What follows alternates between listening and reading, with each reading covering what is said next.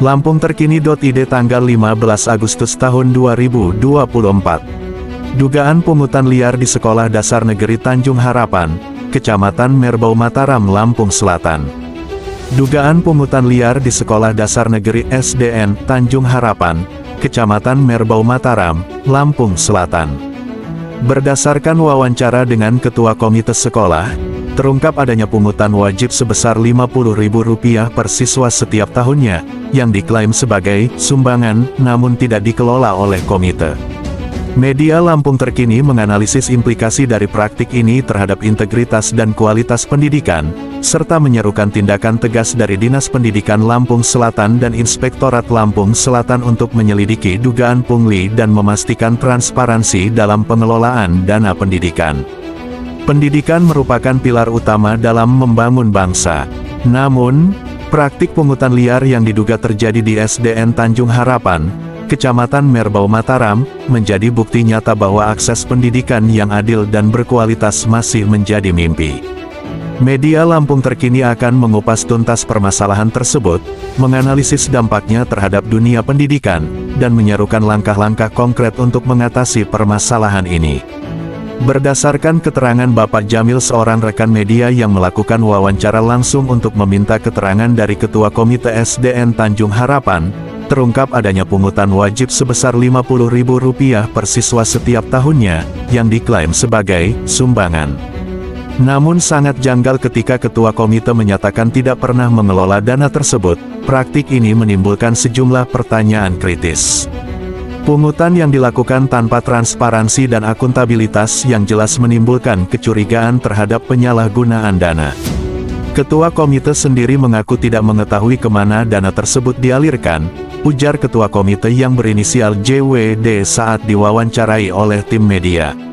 Ketua Komite Sekolah SDN Tanjung Harapan Merbau Mataram itu bahkan mengatakan dengan tegas bahwa ia hanya dimanfaatkan oleh kepala sekolah, karena saya tidak tahu dan tidak berhak menanyakan keuangan itu, kata Ketua Komite JWD menuturkan. Pungutan ini menjadi beban tambahan bagi orang tua siswa, terutama bagi keluarga kurang mampu. Hal ini dapat menghambat akses pendidikan bagi anak-anak dari keluarga miskin. Praktik pungli dapat merusak integritas dan citra dunia pendidikan. Hal ini dapat menimbulkan rasa ketidakpercayaan masyarakat terhadap lembaga pendidikan. Kepala sekolah dan guru mungkin termotivasi untuk mencari keuntungan pribadi daripada fokus pada proses belajar mengajar. Dana yang seharusnya digunakan untuk meningkatkan kualitas fasilitas sekolah, seperti buku, laboratorium, dan ruang kelas, justru digunakan untuk kepentingan pribadi. Ketidakadilan, anak-anak dari keluarga miskin akan terdiskriminasi karena tidak mampu membayar pungutan, sehingga mereka tidak mendapatkan kesempatan yang sama untuk belajar. Untuk mengatasi permasalahan ini, diperlukan langkah-langkah konkret dari pihak terkait.